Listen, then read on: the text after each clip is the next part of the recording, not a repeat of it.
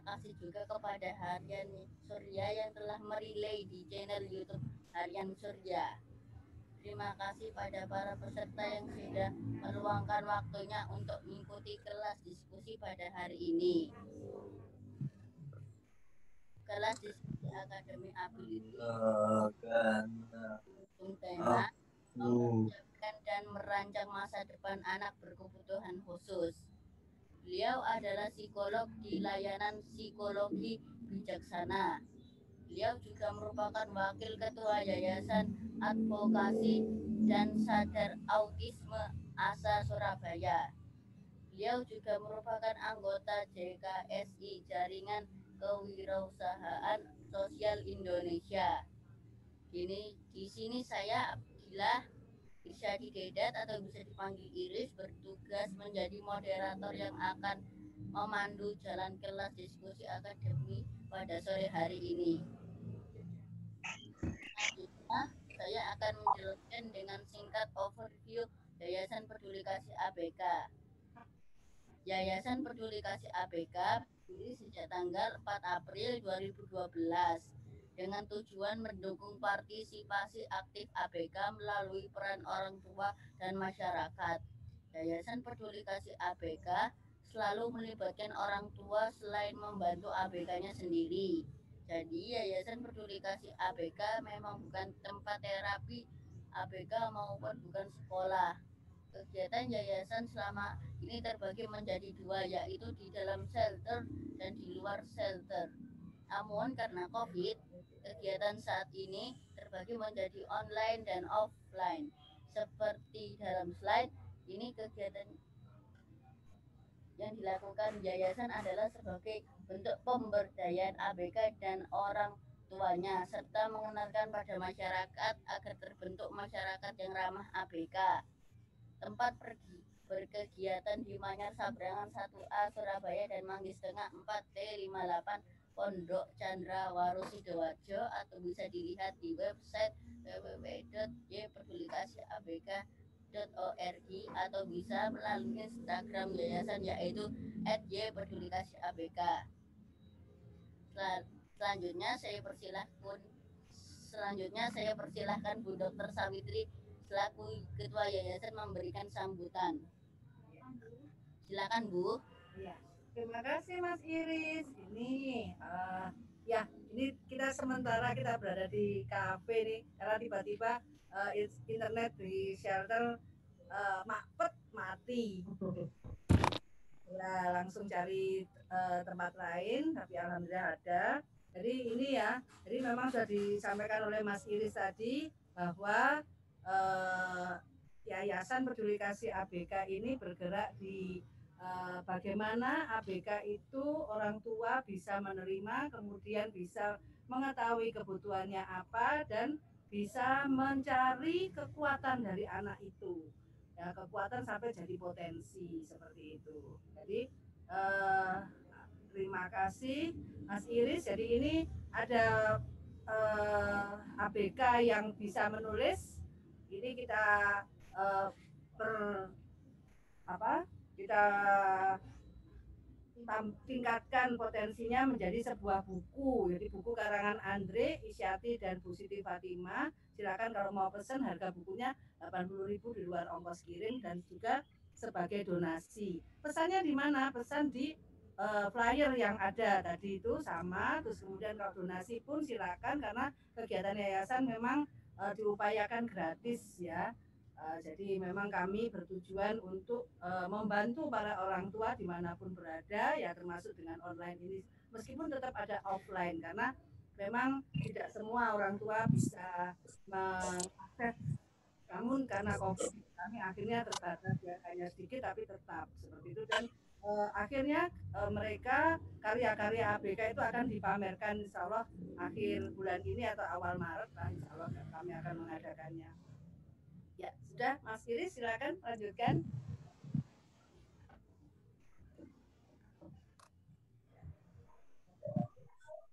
Baik, mari kita mulai diskusi hari ini. Karena kelas ini berupa sharing atau tanya jawab, peserta bisa langsung bertanya secara langsung dan Bu Asteria atau dapat juga mengetik di kolom chat. Sebelum bertanya, peserta dapat menggunakan fitur raise hand dan pastikan mic sudah ter-unmute.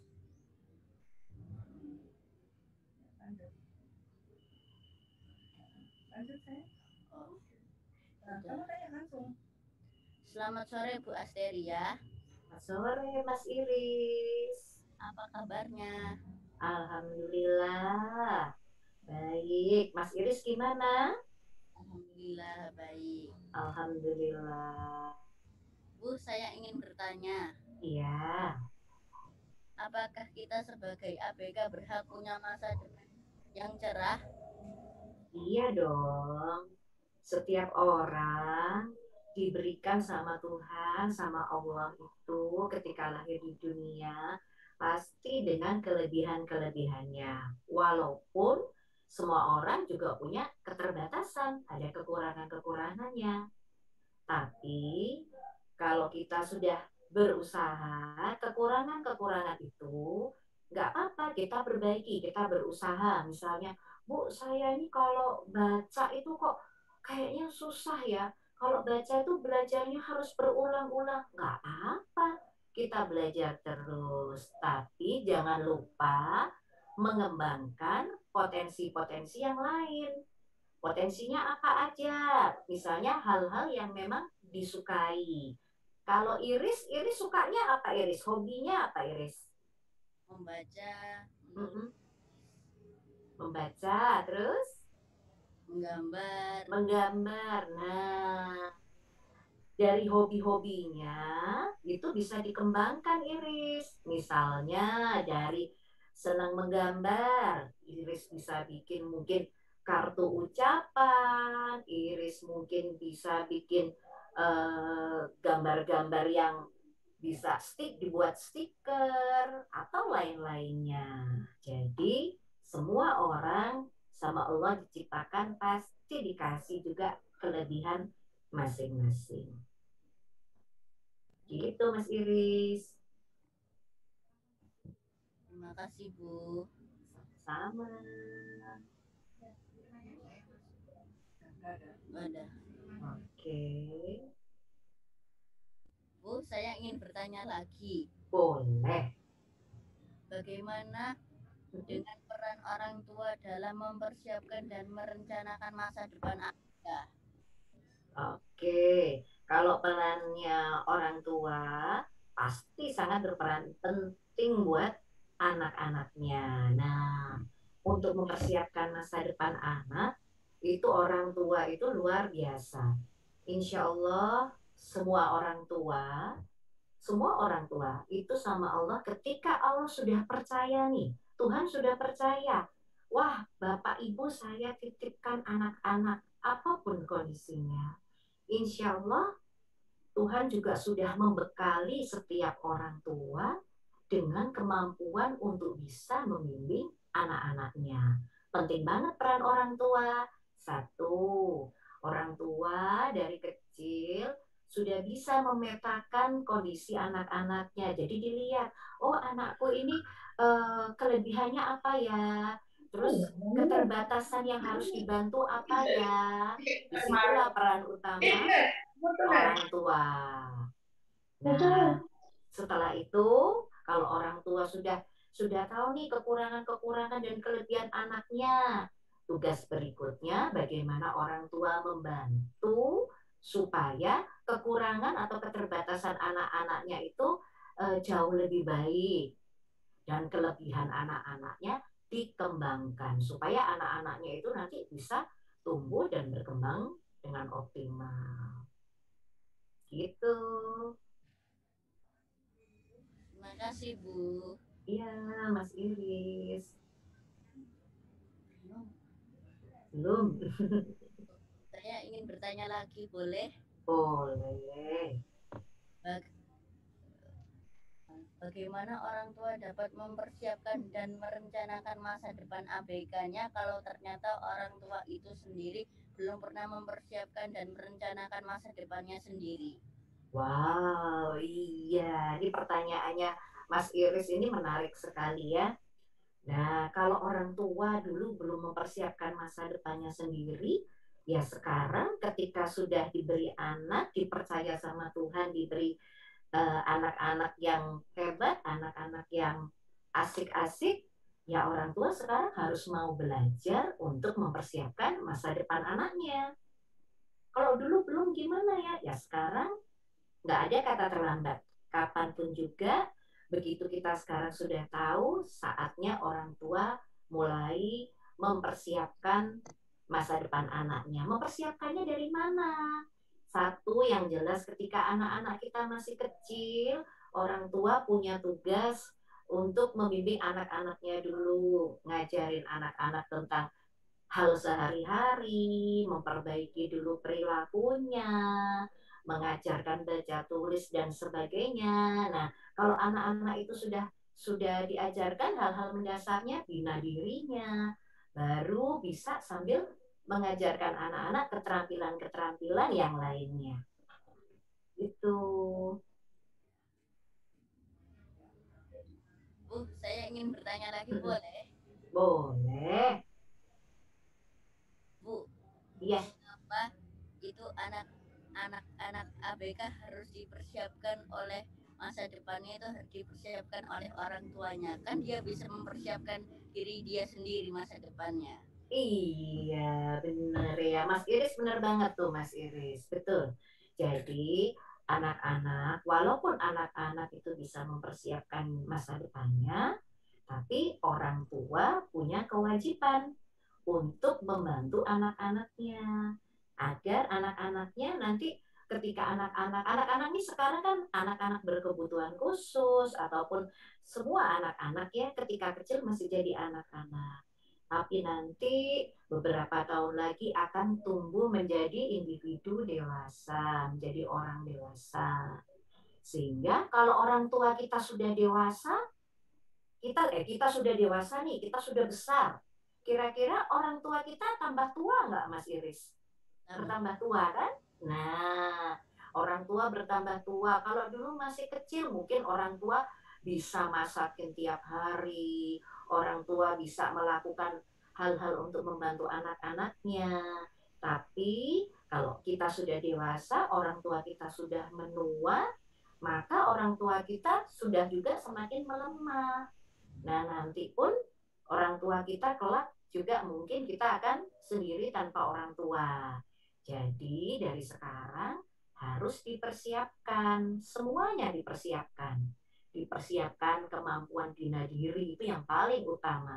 Sehingga anak bisa untuk menjaga atau memenuhi keperluan atau apa ya kegiatannya sehari-hari, misalnya kegiatan membersihkan dirinya, makan, minum, ya. Kemudian dia mungkin dengan kegiatan di rumah sehari-hari nyapu, ngatur kamar. Nah, itu juga harus dipersiapkan. Selain dipersiapkan juga hal-hal yang bersifat akademis. Di luar itu juga mempersiapkan keterampilan-keterampilan yang lain. Karena nanti kalau sudah besar ya, Mas Iris sudah besar nih, sudah lulus sekolah. Nah, mau ngapain ya? Nah, harus dipersiapkan. Jadi nanti kalau anaknya sudah besar, nanti dia punya kegiatan apa ya kalau sudah lulus sekolah, sehingga disitulah orang tua punya peran yang besar dari sekarang. Gitu Mas Iris. Makasih Bu. Iya. Bu, saya ingin bertanya lagi. Iya. Apa manfaat dari mempersiapkan dan merencanakan masa depan itu, Bu? Iya. Iya Mas Iris.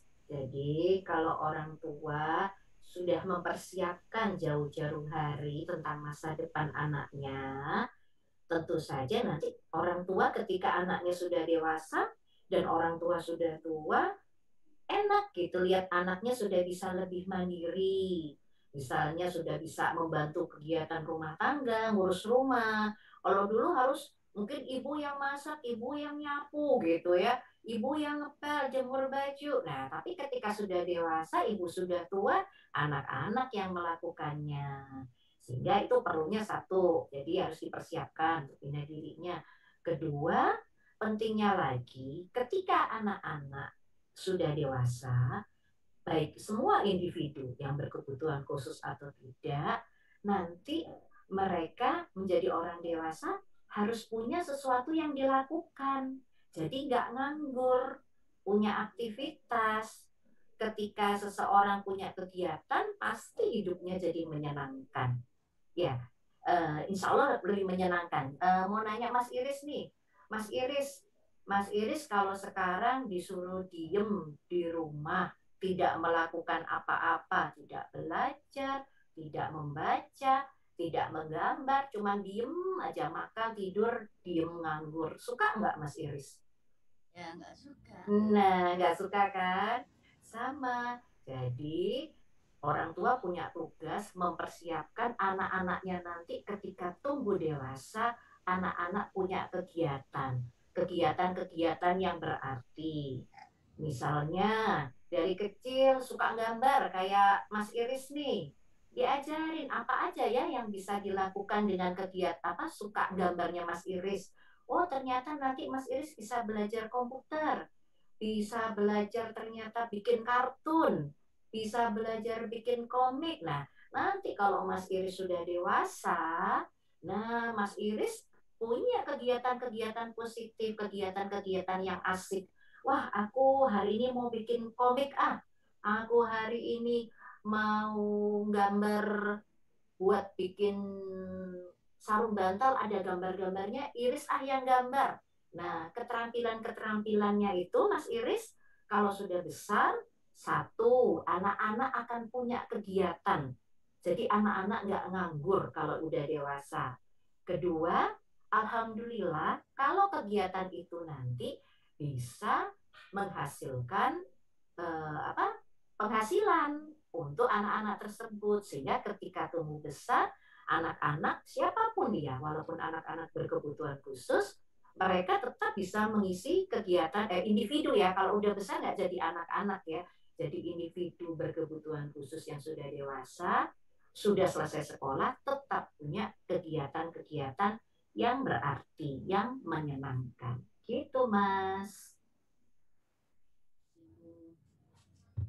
Saya ingin bertanya satu kali lagi. Boleh. Bagaimana kalau anak ABK itu sudah merencanakan masa depannya, tapi orang tua itu juga sudah merencanakan masa depannya. Jadi bagaimana kita yang memilih kita impian kita atau impian orang tua kita begitu? Nah, wah pertanyaannya seru juga nih pertanyaannya Mas Iris nih ya. Jadi bingung ya Mas Iris ya, mau mau sesuai yang kita inginkan atau sesuai impian orang tua kita. Nah, bisa dua-duanya.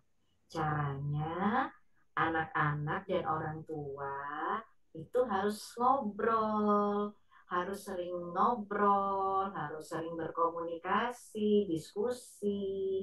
Jadi, misalnya anaknya nih, aku tuh pengen nanti kalau besar ini saya pengen jadi pemain sepak bola misalnya. Tapi orang tuanya bilang, aduh jangan pemain sepak bola deh, kamu jadi misalnya jadi penulis aja gitu ya.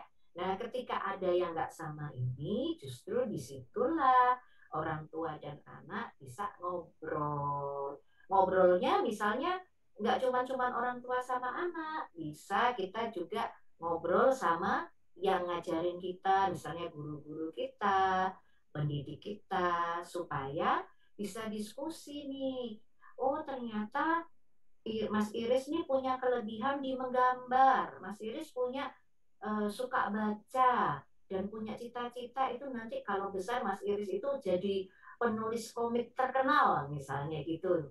Ya udah, tapi misalnya orang tua jangan penulis deh, jadi yang lain aja. Nggak apa-apa. Ini kan kita sama-sama apa ya, sama-sama mencari yang terbaik. Tapi yang penting satu dilihat dulu anak itu kelebihannya di mana, anak itu potensinya apa, kesukaannya apa. Nah, dari hal-hal yang disukai, dari kemampuan-kemampuan yang dipunyai, nah disitulah diasah terus, kemudian bisa diskusi nanti antara orang tua, anak sama pendidiknya.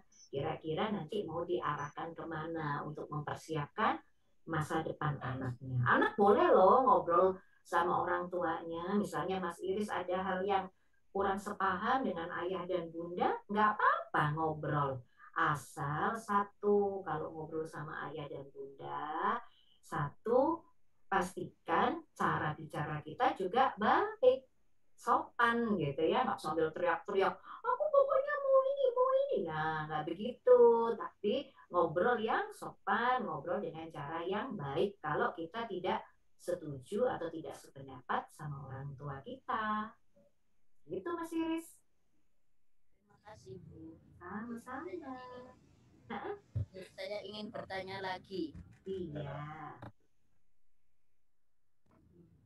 Kalau misalnya kalau kita ingin melakukan sesuatu di masa depan tapi itu menghalang kita karena kita itu ABK, apakah kita akan langsung berputus asa atau tidak Bu? Oh Kita iya. ABK. Gitu ya. Karena Iya. karena kita ABK jadi kita tidak bisa melakukannya, kita langsung putus asa atau tidak? Oke Mas Iris. Wah pertanyaannya keren nih Mas Iris. Iya Mas Iris. Setiap orang itu dilahirkan ke dunia. Tadi di awal kita sudah ngobrol ya, sama Tuhan, sama Allah itu sudah dikasih kelebihan-kelebihannya di balik keterbatasannya. Jadi, walaupun anak-anak berkebutuhan khusus, percaya deh, Tuhan itu sayang, Allah itu sayang sama kita. Walaupun mungkin kita ada kebutuhan khususnya, tapi kita juga dilengkapi dengan kelebihan-kelebihan yang lain. Banyak loh ABK-ABK yang ketika besar menjadi menjadi orang-orang yang berhasil. Ada tuh di daerah saya lupa Jawa Barat ya, ada seorang anak ABK, di situ dia ABK-nya dia tidak mempunyai tangan, Mas Iris. Jadi dia pakai kaki. Ternyata dia jadi pelukis hebat loh. Walaupun dia keterbatasan, nggak punya tangan, ternyata dari kecil dia dilatih untuk menggunakan kakinya. Jadi orang tuanya luar biasa, guru-gurunya, dan anaknya sendiri selalu disemangati, nggak boleh putus asa. Sekarang dia menjadi pelukis yang menggunakan kakinya, dan karyanya suka dipamerkan di mana-mana. Begitu, itu contohnya ada yang seperti itu. Ada lagi di Jakarta tuh Mas Iris, ada salah satu kenalannya Bunda, namanya Mbak Sinta ya. Mbak Sinta itu individu penyandang autisme. Sekarang Mbak Sinta sudah dewasa, tinggal di Jakarta. Kebetulan Mbak Sinta ini juga anggota salah satu band autis I'm a Star ya.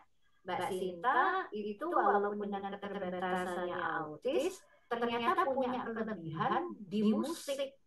Jadi sekarang Mbak Sinta walaupun tidak kuliah, sudah selesai sekolah, karena kepandaiannya bermusik dan diasah terus, diminta perusahaan-perusahaan untuk membuat ini apa kalau ada, jadi kalau perusahaan itu punya namanya company profile Mas, artinya tentang perusahaan itu gambarannya seperti apa. Nah di videonya itu biasanya ada lagu-lagu pengiringnya.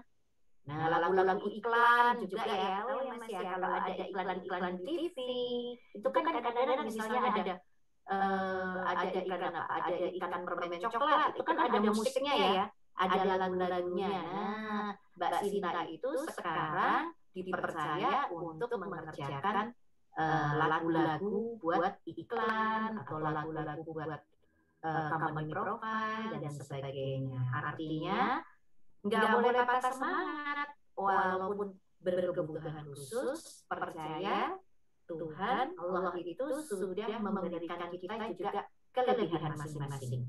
Orang pintar, orang cerdas tidak harus pintar di sekolah, tidak harus pintar secara akademis saja. Oh, kalau yang pintar itu harus nilai matematikanya 190, pelajarannya harus bagus. Nggak semua. Ada orang-orang yang mungkin dengan keterbatasan diciptakan Allah, pelajaran di sekolahnya mungkin dia biasa-biasa saja, atau agak susah nih mengikuti pelajaran di sekolah. Tapi ternyata Allah, Tuhan ini juga ngasih kelebihan, misalnya pintar nyanyi, misalnya pintar menggambar, atau misalnya punya kelebihan anak yang baik hati, suka menolong orang lain. Itu juga kelebihan loh, Mas. Jadi kelebihan itu bukan hanya prestasi atau bukan hanya kegiatan yang tampak, tetapi sifat-sifat anak-anak itu harus diperhatikan. Karena ini dikasih contoh ya, ada lagi individu autis dewasa, sekarang sudah dewasa, tidak bersekolah, dan verbal ngomongnya terbatas. Jadi kalau ngomong banyak mengumam ya, gitu ya. Ternyata Ananda kasih kakak ini, Mas Iris, walaupun dia ngomongnya terbatas, walaupun autisme, punya kelebihan pintar menyusun. Jadi pintar menyusun koran, dari koran-koran yang lama sampai yang baru, pintar menyusun baju. Nah, sama orang tuanya dengan kelebihannya diajarin untuk menyusun berbagai hal untuk membantu orang tuanya. Jadi tetap semangat ya, Mas Iris. Apapun keadaan kita harus semangat. Di sini juga ada Mas Aan ya. Mas Aan ini juga semangat banget ini ya. Ya, ini juga lihat Mas Aan itu tetap masih main musik enggak, Mas Aan? Iya. Tetap semangat ya, masih main musik enggak, Mas Aan? Masih ya? Enggak, Bu. Enggak. Oh, udah enggak? Enggak. Enggak apa-apa. Tadi baca Qurannya tadi dengar waktu awal tadi Mas Aan rajin baca Quran sekarang. Nah, itu baca Quran itu juga kelebihan, bisa dikembangkan. Belum tentu orang anak yang lain bisa baca Quran seperti kita, bisa rajin tiap hari, bisa baca Quran secara terus-menerus. Masya Allah, ini hal-hal yang harus dikembangkan. Gitu. Boleh tanya ya, Bu? Boleh. Itu aplikasinya bagaimana, Bu? Merencanakan masa depan ABK, karena kadang-kadang juga kadang ya maaf, kadang orang tua itu nggak punya harapan gitu kan terhadap anaknya. Takut kalau apa iya nyampe kayak gitu. Aplikasinya itu apa kayak kita biasanya 10 tahun terus ditarik mundur ke belakang, kira-kira 5 tahun, 3 tahun, 1 tahun, seperti itu kan aplikasinya penerapannya. Iya. Jadi begini, Bunda Sawitri dan bunda-bunda yang muda semuanya, sebenarnya kalau kita mempersiapkan masa depan, satu, kita harus tahu dulu nih, anak-anak kita ini, kita petakan. Anak-anak kita ini saat ini ya, jadi dimulai saat sekarang aja. Jadi kalau kita nggak usah bingung, waduh ini sudah terlambat nih, sekarang anakku usia sekian, nggak perlu. Tapi sekarang, saat ini, kita petakan. Saat ini anakku berada di tahap mana ya? Kalau anak satu lihat kebutuhan khususnya apa, Bunda Sawitri. Jadi ABK-nya apa dulu gitu ya.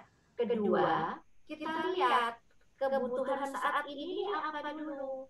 Kalau kebutuhan saat ini memang harus bina dirinya dulu nih. Dia masih kecil, Bu, perilakunya dulu dibenerin. Bina dirinya dulu dibetulkan. Ya sudah, kita mulai dari situ. Tetapi misalnya sekarang anaknya sudah besar, Bu, bina dirinya sudah oke. Kemudian dia sekolah juga sudah mau selesai. Nah, kita observasi kelebihannya anak ini apa ya? Karena selama ini mungkin benar sekali yang tadi Mas Iris bilang, terus Bunda Sawitri juga ya Bunda. Jadi kita itu terpacunya biasanya dengan terfokusnya dengan akademis. Sehingga kita kadang-kadang lupa bahwa ada anak-anak yang bisa mempunyai prestasi akademis mungkin sampai kuliah gitu ya Bunda ya. Tetapi ada juga anak-anak yang secara akademis mungkin tidak sampai kuliah. Nah, justru ini yang kita lihat, oke, ketika dia mungkin dia tidak bisa sampai kuliah atau dia tidak bisa sampai SMA, mungkin bisanya di SD aja baca nulis aja itu sampai kelas 6 itu baru bisa membaca yang dikit-dikit. Ya sudah, ini kita tetap berusaha melatih anak-anak kita, tapi kita sebagai orang tua coba dilihat hal-hal lain di luar akademis. Nah, anak saya ini senengannya apa? Saya suka ngomong senengannya ya. Karena ketika seneng itu kita mengerjakan sesuatu tuh nanti akan happy. Nah, melihat, mengobservasi bakatnya anak-anak yang paling gampang, kita lihat kesenangannya dia apa. Bu, anak saya itu senangnya meruncing-meruncing loh, Bu. Bu, anak saya itu senangannya mainan coret-coret loh, Bu. Apa aja dicoret-coret. Nah, jangan salah, itu bisa kita amati sehingga kita nanti akan bisa mengembangkan kegiatan dengan hal-hal yang disukai anak kita. Ini saya kasih contoh nyatanya mungkin ya biar lebih mudah. Nggak tahu ini hari ini hadir nggak di sini ya? Ada Mas, salah satu kakak ya, salah satu kakak di sekolah berkebutuhan khusus di SLB. Jadi pada waktu kecil, gurunya bilang, anak ini sukanya ngelopek itu apa ya Bu ya? Kalau ada pohon gitu, kan ada dahannya yang kering gitu ya. Itu sama dia itu dikelopekin, di apa ya? Pakai jarinya itu di apa ya Bunda istilahnya tuh? Terus nanti lagi di mejanya ada yang sedikit terbuka itu juga tangannya digitukan. Ternyata dia suka, walaupun secara akademis itu sangat terbatas karena autisme, tetapi ternyata dia kok suka ya, kok telaten. Jadi dia kelebihannya telaten. Jadi kalau diajarin apa-apa itu telaten. Kedua, dia itu suka melakukan kegiatan-kegiatan yang pakai keterampilan tangan. Akhirnya sama orang tuanya diasah terus, oh ternyata diajari keterampilan suka. Nah, dicari lagi keterampilan apa yang dia sukai. Oh, dia nggak suka kalau diajarin meronce itu dia nggak mau, malah marah, malah nggak mau. Dikenalkan, dicari lagi. Oh, ternyata dia itu suka coret-coret. Akhirnya dikembangkan macam-macam. Dikembangkan mulai dari warna, dikembangkan menempel, bikin-bikin. Nah, itu akhirnya menjadi suatu karya. Jadi kalau sekarang sudah besar ini, ternyata sama orang tuanya dikenalkan ini Bu Sawitri, Mas Iris, dikenalkan dengan Shibori. Nah, Shibori itu jadi itu diuntel-untel ya, bukan hanya diuntel-untel, bisa dikareti, bisa dia diputer-puter, dikasih kacang. Ternyata dia suka dengan kegiatan itu, kemudian dicelup warna, dan itu jadi satu karya. Dan sekarang karya-karyanya Ananda itu sudah dewasa ya, itu sekarang masuk di beberapa galeri pameran, dan banyak orang yang belinya bukan karena oh kasihan ya yang jual berkebutuhan khusus, tidak. Jadi orang nggak tahu kalau ini hasil karya yang berkebutuhan khusus. Baru setelah beli, diberitahu, mereka sangat apresiasi. Artinya Bunda Savitri bakat atau apa ya, mempersiapkan masa depan anak bisa dimulai saat ini juga. Walaupun anak kita mungkin sudah hampir selesai sekolah gitu ya, ataupun belum selesai sekolah, tetap amati bakat, amati kesukaannya, amati kira-kira keterampilan apa kita berikan, kita coba yang dia sukai. Insya Allah itu nanti akan bisa membantu mempersiapkan masa depan anak-anak. Karena tapi kalau masih kecil-kecil ya Bunda Savitri, ayah Bunda, kalau masih kecil-kecil memang sekarang waktunya masih terapi perilaku dulu nih Bunda, masih 5 tahun ini perilakunya masih nggak karuan seperti ini, ya lakukan dulu sesuai tahapannya. Nah nanti ketika Anda sudah masa-masa bina dirinya sudah bisa, kemudian Anda sudah kemampuan dasarnya sudah cukup oke, nah itu sambil terus amati dan dikenalkan berbagai kegiatan. Dari kegiatan sehari-hari saja bisa diamati kok. Ini insya Allah begitu Bunda. Boleh tanya lagi Bu gini, masalahnya kadang-kadang orang tua ABK kan kegiatannya banyak, Bu. Betul. Ikut komunitas ini itu, iya. Ini itu, ikut Pak ini itu, jadi kadang-kadang tuh sudah juntuk gitu ya. Kemudian jalurnya ABK kan beda ya Bu ya dengan jalurnya anak kita ya kan. Betul. Kita yang harus pintar, kreatif dan punya network gitu kan, atau punya jaring pertemanan dan sebagainya. Tapi bagaimana yang terbatas ini Bu secara ekonomi? Jadi aturnya itu bagaimana Bu? Iya. Jadi sebetulnya kalau mau kita ngomong seperti itu ya Bunda, banyak sekali orang tua, jadi saya sendiri juga bertemu orang tua yang di tengah keterbatasan ekonomi pun gitu ya, ternyata tetap bisa mengarahkan anaknya. Artinya begini, kita sebagai orang tua yakin percaya ketika Tuhan menitipkan anak pada diri kita, ya, insya Allah kita sendiri juga sudah diberi kemampuan sama Allah, sama Tuhan. Tinggal memang kita harus mau mencari dengan aktif ikut komunitas, dengan misalnya seperti ini, ikut kegiatan macam-macam, it's okay, nggak apa-apa. Tapi tentukan prioritas mana dulu yang harus dilakukan. Jangan maksudnya gini, harus menyesuaikan dengan satu kondisi kita. Kedua, tentukan prioritas ini mau apa dulu. Karena untuk mengembangkan anak sebetulnya satu, dengan kegiatan di rumah pun itu bisa. Contohnya ada kalau yang di sini misalnya ada yang di Liponsos, ada beberapa anaknya di mana di situ anak-anak itu memang harus survive ya, sehingga mereka berada di Liponsos dan berkebutuhan khusus.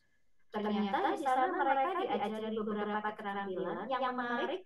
Ada anak-anak yang dia maaf tidak tunarungu dan tunawicara ya, dan mereka juga tidak terapi. Artinya kalau kita ngomong sama mereka ada beberapa itu yang harus bahasa isyarat karena mereka tidak diajarkan secara dari kecil, tidak mendapatkan misalnya cara bicaranya dengan bahasa isyarat seperti ini. Nah itu tidak gitu ya.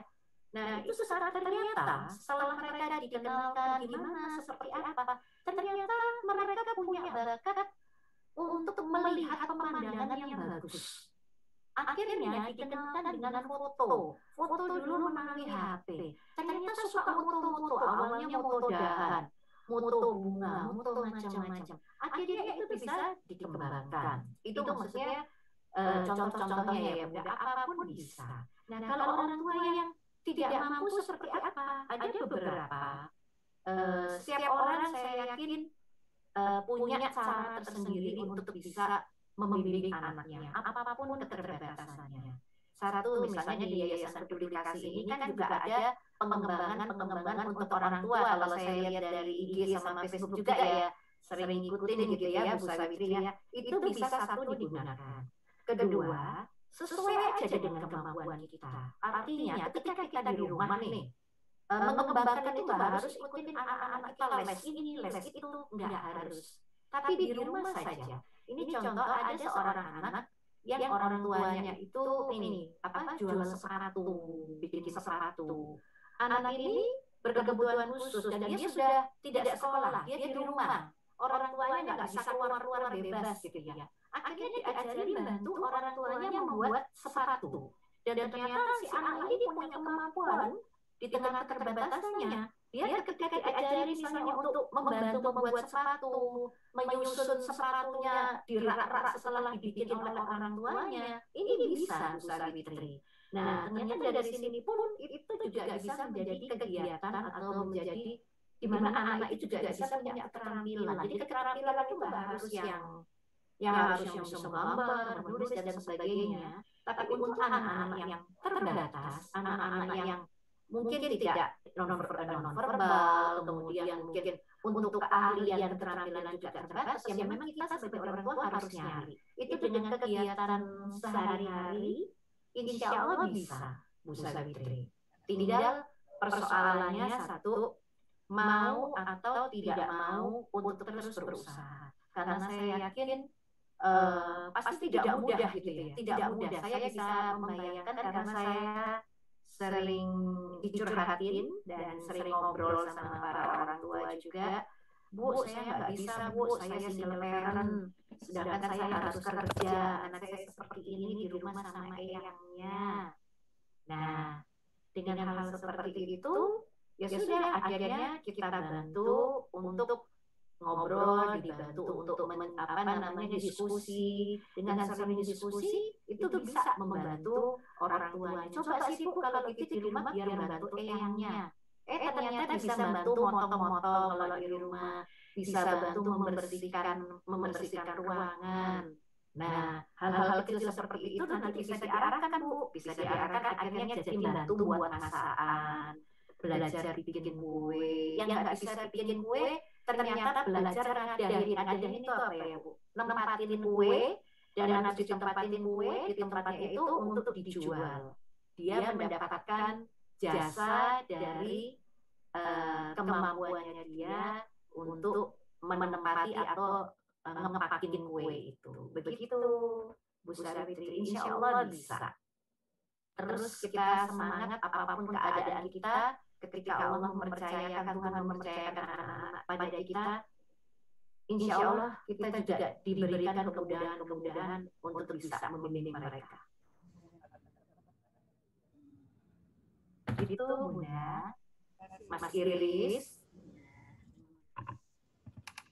Bu, ini ada pertanyaan dari April. Oh iya. Bagaimana kiat kita sebagai orang tua untuk tetap bisa sabar dan optimis terhadap masa depan anak kita yang ABK?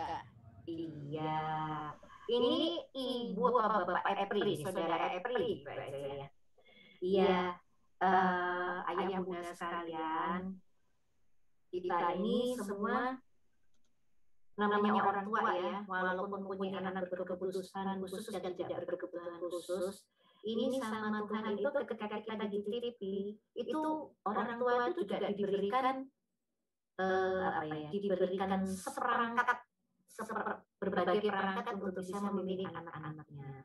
Insya Allah Bapak atau Ibu April, ketika diberi anak berkebutuhan khusus, disinilah kita harus berproses. Apapun kebutuhan khususnya ya, kita harus berproses. Satu, kita bersyukur dikasih anak, karena anak itu adalah amanah ya yang nanti kita pertanggungjawabkan.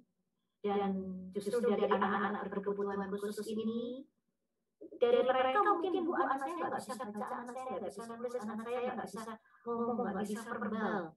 Tapi dengan kesabaran orang tua, dengan usaha yang dilakukan, dengan jatuh bangun, karena dengan ada kadang-kadang nangisnya, kadang-kadang kita ada perasaan lelah dan sebagainya. Insya Allah semuanya itu adalah proses yang memang harus kita lalui. Kuncinya jalani, ya.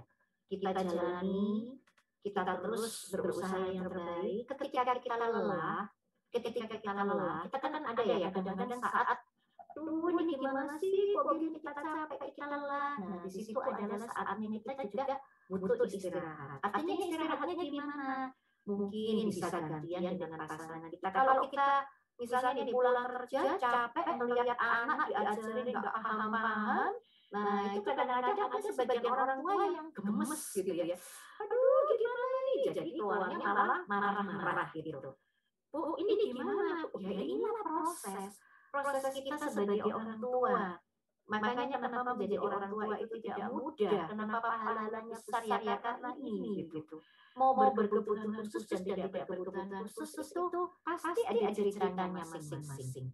Sehingga contoh ya Bunda, saya mendapat curhat dari seorang ibu dengan dua orang anak autis. Nah, beliau bercerita, waktu masih kecil, sekarang sudah besar. Beliau cerita waktu masih kecil itu rasanya saya mau nangis dan tidak karuan. Urat saya sudah tidak karuan. Belum lagi yang namanya kebutuhan ekonomi dan sebagainya, itu kan pasti macam-macam persoalannya ya. Tetapi alhamdulillah proses itu beliau lalui begitu sedih, berdoa, minta. Kalau memang butuh bantuan misalnya dengan adanya komunitas orang tua, itu juga akan membantu ya, mensupport ya. Komunitas orang tua berkebutuhan khusus itu bisa mensupport, karena kita kadang-kadang bisa cerita, tukar pikiran, ataupun kalau perlu membutuhkan bantuan keahlian. Kalau di Surabaya ini sekarang sudah ada juga Puspaja Surabaya, Pusat Pendidikan Keluarga Surabaya. Di sana itu ada tim psikolognya juga free untuk mereka yang berKTP Surabaya atau berkartu keluarga Surabaya. Jadi misalnya Bu, saya sudah bingung, sudah aduh saya ini pengen curhat nih. tapi keuangan terbatas dan sebagainya. Nah, bisa memanfaatkan fasilitas-fasilitas yang ada, misalnya di Kampus Paga Surabaya. Bisa datang ke sana, bisa pengen konsultasi sama psikolognya. Nah, itu salah satu kita untuk membantu ketika kita berada dalam posisi bingung ya, kita bingung, kita cemas. Nah, artinya satu jalani, kedua kita harus bisa mengelola emosi kita, Bunda. Mengelola emosi tidak semudah tulisannya ya, tidak semudah katanya orang-orang gitu. Ketika kita mengalami sendiri, itu yang namanya jatuh bangun itu luar biasa. Tapi ya sudah, dijalani, kita percaya insya Allah Tuhan itu memberikan jalan sama kita, dan kita kalau ada masalah segera cari jalan keluarnya. Ada masalah nggak karuan ini, saya sama anak saya kok marah-marah terus. Oke, cari jalan keluarnya ke tempat komunitas, misalnya komunitas aplikasi, bisa ngobrol sama teman-teman tim-tim di sana juga ada teman-teman konselornya, teman-teman psikolognya. Nah, keluar pulang ke rumah lebih tenang. Kita jadi kesabaran kita juga kembali oke standar lagi. Jadi jalani, bersyukur, kembalikan ke Allah, kembalikan ke Tuhan apapun yang kita kita berdoa, kita minta petunjuk. Kalau saya menyarankan ya Bunda, Bu Epri ini pertanyaannya oke banget. Yang paling penting ketika kita ada masalah, berdoalah dulu. Kalau saya menyarankan ketika ada masalah, berkeluh kesahlah dulu dengan Tuhan. Berkeluh kesah dulu dengan Tuhan. Setelah ngobrol, Allah ini gimana ya, gimana gitu ya. Stop, kita sudah curhat, oke, itu sekarang apa yang harus saya lakukan. Nah, baru kita sambil ikhtiar, kita berusaha cari cara, gimana sih caranya. Bisa caranya kita baca-baca, banyak baca literasi, banyak dengerin update parenting, bisa konsultasi ke ahlinya, macam-macam caranya. Insya Allah dengan kita mengelola emosi kita, itu akan membantu kita lebih sabar, Bu Epri. Dan kalau optimis, ini yang paling sering terjadi itu di sisinya ya. Orang tua itu ketika kadang-kadang itu semangat terus gitu ya. Semua orang lah semangat tiba-tiba ada aja peristiwa yang kadang-kadang buat kita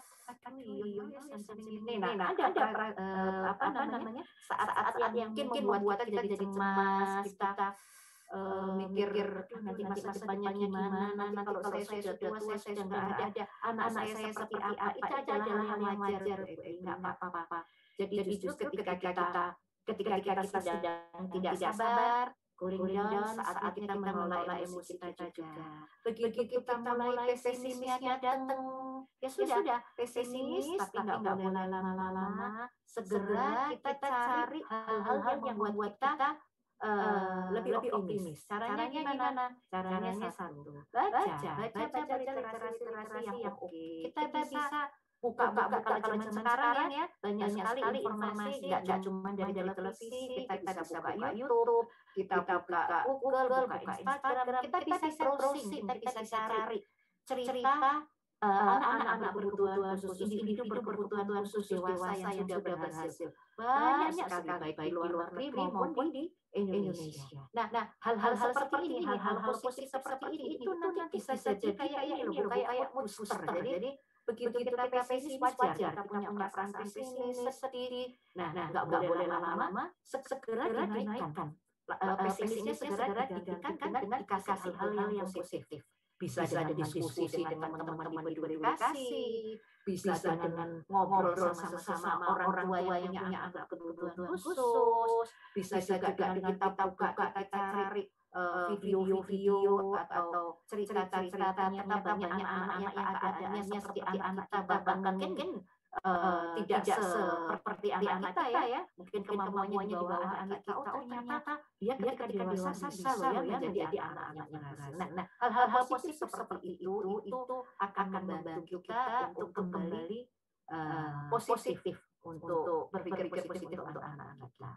Dan yang paling penting tadi yang pertama, kembalikan ketika kita lelah, sedih, ketika pesimisnya datang, mengadulah dulu ke Tuhan. berdoa, ngobrol itu bisa dilakukan. Saya mau kasih satu tips ya buat Bu Epri dan teman-teman semua.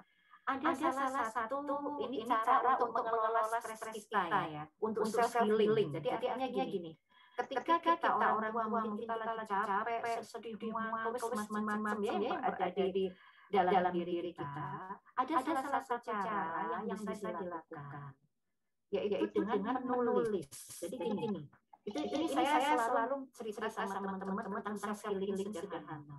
Jadi ketika anak-anak sudah tidur, kita waktunya slow gitu ya, entah malam, entah lagi sedih, ketika kita lagi banyak pikiran, ambil aja selembar kertas, nah kemudian cari tempat yang tenang, di situ bukalah dengan doa gitu ya. Kalau saya Muslim itu biasanya ditulis di kertas Bismillahirrahmanirrahim. Ya udah kita curhatlah di situ. Bisa kita curhat apa aja dalam diri kita yang kita nggak mungkin cerita sama orang lain. Tulislah di situ. Misalnya gini, ya Allah hari ini saya kenapa saya jarang nggak tulis saja semua. Tulis sambil nangis, mau nulisnya sambil kasihnya di orang enggak apa-apa. Tulis, nah ketika kita tuliskan semua apa kegundahan kita, sampai kita lega, sampai sudah keluar semua gitu apa yang kita curhatin gitu ya. Lalu di bawahnya itu bisa tutup dengan doa. Ya Allah, tolong ya Allah berikan hamba ini kemudahan. Biasakan pakai kata-kata positif ya Bunda. Jangan saya ini supaya saya tidak marah-marah lagi. Nah, bilang supaya saya sabar. Kalau tidak itu kan negatif ya. Pakai kata-kata yang positif. Ya Allah, berikan saya kemudahan, bisa sabar, bisa mendidik anak saya dengan baik. Tulis doa harapan Ibu, Bapak. Sudah selesai. Nah, ditutup dengan doa, bisa dibaca lagi kertas itu. Dibaca lagi dari atas ke bawah. Kalau sudah selesai, kalau Bapak boleh disimpan, tapi kalau ayah bunda misalnya nggak mau nyimpan, nggak mau diketahui orang lain, ya sudah, kertas itu dihancurkan aja, mau disobek, mau saya diceritain ada beberapa, ada orang tua yang memilih, kalau sudah nulis curhat legowo, terus saya rendam air. Terus saya berdoa, saya sholat. Ya sudah, nggak apa-apa. Itu adalah salah satu tips self healing sederhana. Jadi bisa dipakai kapanpun, nggak usah nunggu ketemu konselor, nggak usah nunggu ketemu teman curhat gitu ya. Itu adalah salah satu self healing yang bisa mungkin ayah gunakan ketika kita sedang berada dalam titik lelah. Insya Allah itu bisa membantu kita. Seperti itu. Begitu Mas Iris, Dr. Sawitri, Bunda Epri, Bapak atau Bunda Epri. Ini ada yang ingin bertanya. Iya. Pertanyaan ya Bu, karena waktunya mau. Oh boleh silakan Mas Iris. Ada pertanyaannya, bagaimana cara kita mengasah hobi anak? Apa yang harus mendidik PAUD dan atau orang tua agar bisa membantu ABK untuk tumbuh dan berkembang secara optimal. Iya. Ini. Oke. Dan apakah anak-anak itu harus dikenalkan ABK terkait dengan usaha kita untuk membantu tumbuh kembang mereka? Iya. Oke. Saya jawab satu-satu dulu ya. Yang pertama tadi mana Mas Iris? Mengasah anak. Bagaimana mengasah hobi anak? Kita mengasah hobi anak. Baik. Dari mana tadi? Namanya siapa tuh Mas Iris yang nanya Mas Iris? Dari Susanti. Oh dari Bunda ini punya saya posternya kok agak susah digerakkan. Bunda Susanti, bagaimana mengasah hobi anak ya? Iya. Kalau mengasah hobi anak Bunda, nah kita harus benar-benar lihat dari anaknya. Yang dia senengin itu apa sih gitu ya?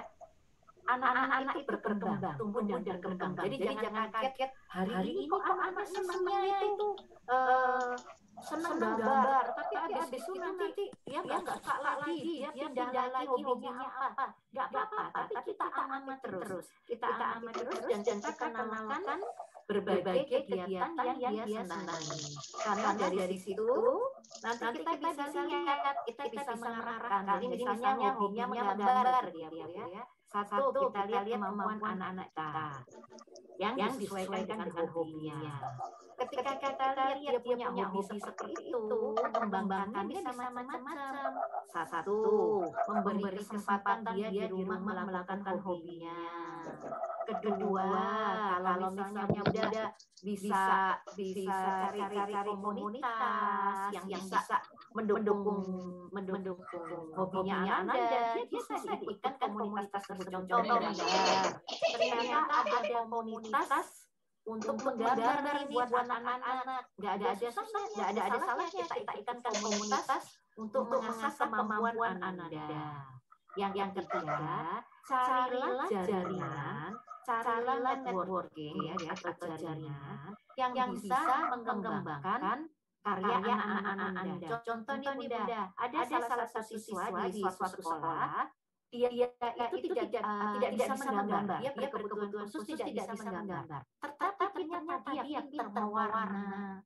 Jadi dia kalau dikasih tugas mewarnai gambar, itu telaten minta ampun dan hasilnya bagus banget.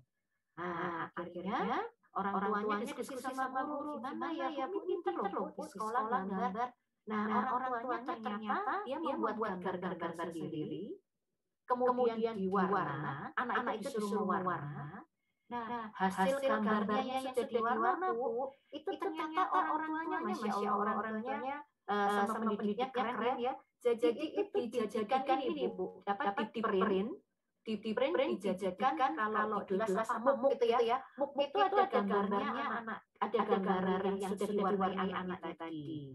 Ada yang disaplon di baju, kemudian di sarung bantal kursi, dan itu dijual sama orang tuanya. Dan itu ternyata anak-anaknya begitu hasil karya warnanya itu dikagumi banyak orang seperti itu luar biasa dan membuat anak-anaknya terus semakin mau untuk melakukan hobinya dengan baik.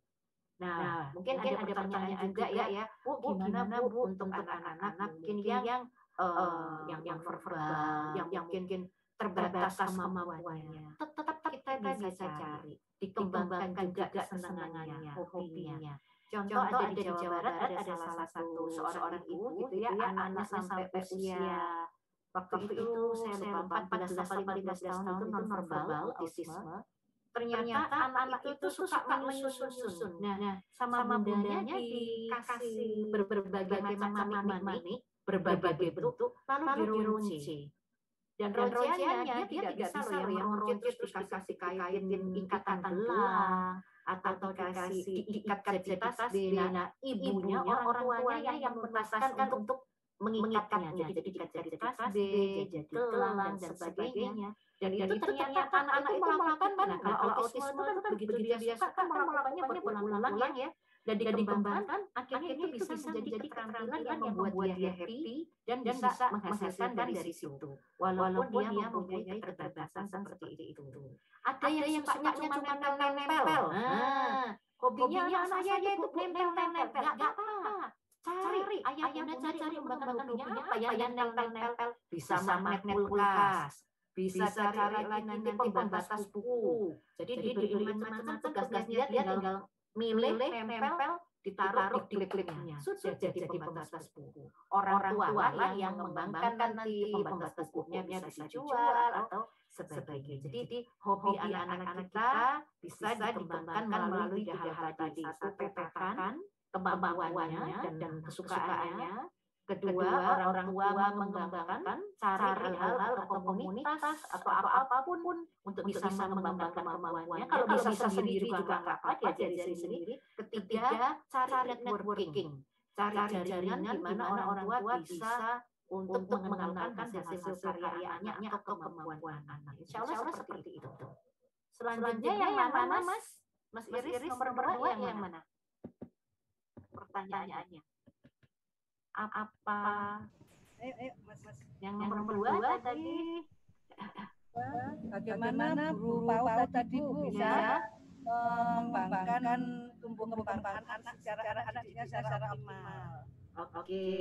Jadi ini luar biasa nih. Bunda PAUD ini yang paling ini nih ya biasanya ya. Yang paling banyak karena energinya besar ini kalau untuk mendidik anak-anak PAUD khususnya juga anak-anak berkebutuhan khusus ini tidak mudah gitu ya.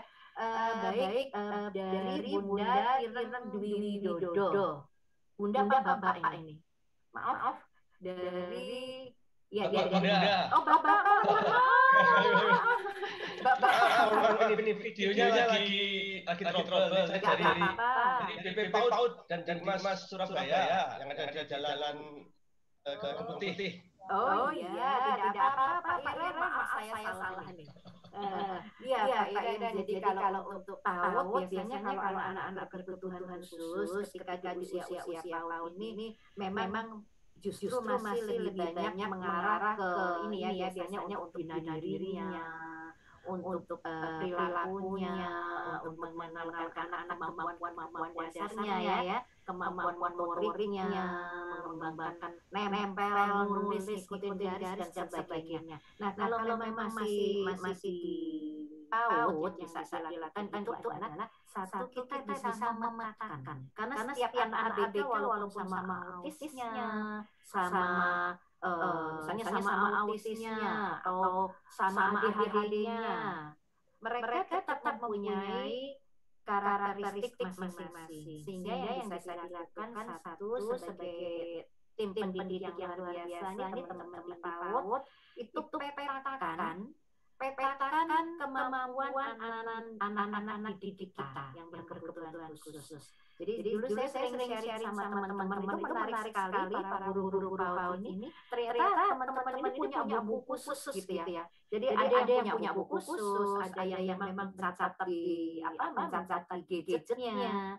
Satu kita petakan kondisi anak-anak didik kita masing-masing. Satu petakan kemampuannya.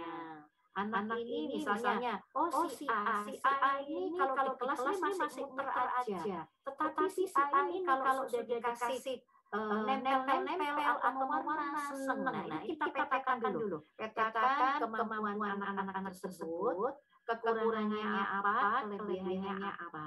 Nah dari pemetaan kekurangan dan kelebihannya itu, insya Allah itu nanti akan bisa membantu para pendidik PAUD para pendidik PAUD satu membantu ternyata dia kemampuannya belum bisa itu A, B, C, D. Bisa memilihkan berarti sekarang yang harus diasah kemampuan apa dulu. Nah itu bisa punya catatan sendiri. Misalnya si Ani, ternyata si Ani Bu nggak bisa kalau langsung harus diajarkan menulis. Dia harus diajarkan duduk manis dulu. Dia harus diajarkan tenang dulu. Bisa ngelihat kita dulu. Nah, dia paling tahannya cuma sebentar. Tahannya mungkin 3 menit, habis itu sudah dia jalan-jalan lagi. Nah, ketika menghadapi anak seperti ini, tentu saja nanti para pendidik akan bisa memberikan kegiatan atau strategi apa supaya Anda tetap bisa mengikuti pendidikan di PAUD. Jadi dipetakan, kemudian dipilihkan bagaimana cara mengembangkan Anda sesuai dengan kondisi Anda. Dan yang paling penting, ini saya minta tolong banget buat semuanya, para guru, pendidik, juga para orang tua. Yuk mulai sekarang rajin komunikasi antara orang tua dan pendidik. Karena satu pendidik itu tanggung jawab utama pasti semua orang tua. Jadi pendidik ini tugasnya adalah membantu kita sebagai orang tua ketika anak-anak kita di sekolah atau ketika anak-anak kita sedang mendapat terapi.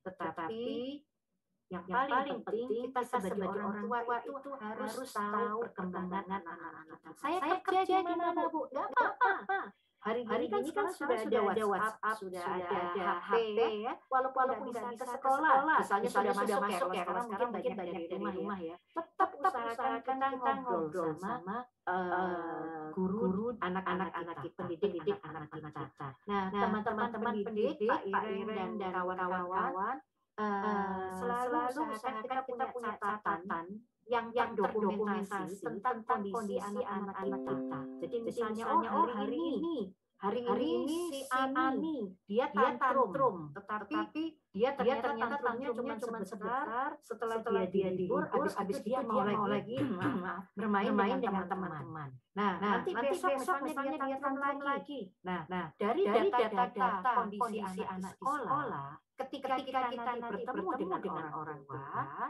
kita bisa berdiskusi kepada orang tua berdasarkan data. Jadi nggak cuma bilang bahwa iya bu, anak-anaknya tuh kalau di kelas itu anu sering marah-marah, bolak-balik marah-marah. Nah, kalau kita punya catatan, kita bisa ngomong iya bu, ini dalam seminggu kemarin, hari Senin, hari Selasa, hari itu dia marah-marah terus. Tapi hari Kamis enggak ada masalah apa bu di rumah. Nah, hal-hal tersebut komunikasi antara pendidik dan orang tua ini juga sangat membantu mengoptimalkan perkembangan anak. Jadi orang tua sama pendidik bisa kerjasama. Jadi bukan hanya pasrah ke pendidik gitu ya, tetapi justru orang tua yang harus memegang peranan untuk aktif ngobrol dan bisa berkomunikasi dengan pendidiknya supaya apa? Supaya di rumah orang tua bisa mengoptimalkan juga perkembangan anak. Oh, misalnya di sekolah kita tahu ini lagi ini 3 hari mengajarkan dia untuk kalau habis makan piringnya dibawa ke belakang. Nah, di rumah kalau ada komunikasi dengan orang tua bisa melakukan hal yang sama. Ini akan membantu mengoptimalkan insyaallah perkembangan anak-anak kita. Demikian Pak Ireng. Mas Iris, terima kasih Bunda. Iya, bermanfaat. Udah jadi yang berkah. Sama saya juga harus belajar dari Pak Ireng dan teman-teman tiap hari bertemu berinteraksi sama anak-anak ini. Silakan Mas Iris, satu lagi yang mana Mas Iris? Karena waktunya sudah habis. Oke. Izinkan saya itu menyimpulkan. Baik. Kesimpulan intinya adalah anak adalah amanah. Bagaimanapun keadaan anak-anak kita, yang utama adalah bersyukur dan terus optimis bahwa tiap anak mempunyai takdirnya sendiri. Selalu melibatkan Allah setiap kali orang mau mengambil langkah untuk mengoptimalkan anak. Cara untuk self nomor 3, cara untuk self healing bagi orang tua yang anak ABK, menuliskan hal-hal yang menjadi jalan dengan kalimat positif yang diawali dengan doa dan ditutup doa juga ya. Ibadah di ujung acara Bapak Ibu sekalian, kami sangat berterima kasih atas partisipasinya di acara webinar kali ini. Atas nama Yayasan Peduli Kasih ABK, kami mohon maaf atas kata-kata atau kendala teknis yang kurang berkenan. Semoga ilmu yang kita dapat hari ini manfaat bagi kita semua dan sampai ketemu lagi. Baik-baik. Amin ya rabbal alamin. Benar-benar kita adalah Amin ya rabbal alamin. Mas Iris keren. Asik Mas Dira sebagai yang Yayasan Empati tentang Yayasan Empati. Selasa 16 Februari jam 15.30 sampai 16.30 dengan fitnah dari Lombok NTB, tema ABK Hafid. Saya Itlak moderator, izin. Terima kasih Mas Iris.